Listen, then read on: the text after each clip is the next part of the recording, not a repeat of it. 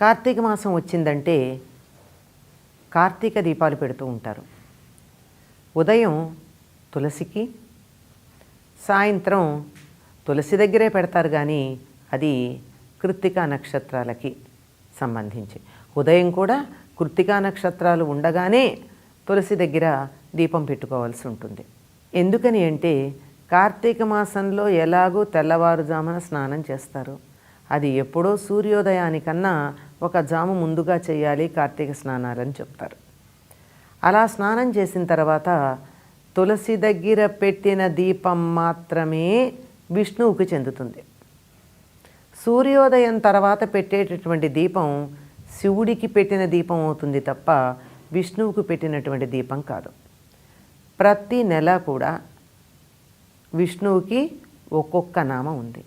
12 నెలల్లో 12 నామాలతో ఆయనకి 12 సంఖ్య విష్ణువుకి చాలా ప్రధానమైంది. ఎందుకంటే 12 అక్షరి మంత్రం ఉంది.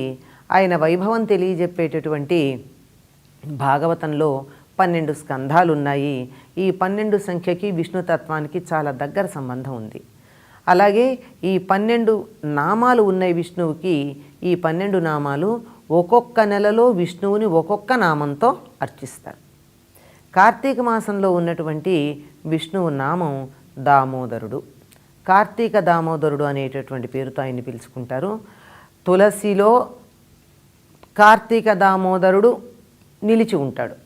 అందుకే ప్రతి తులసి కోటలోనూ తులసి మొక్కతో పాటు ఒక రాయి పెట్టుంటుంది. ఏమిటి రాయి అంటే సాక్షాత్తు విష్ణువే, దామోదరుడే.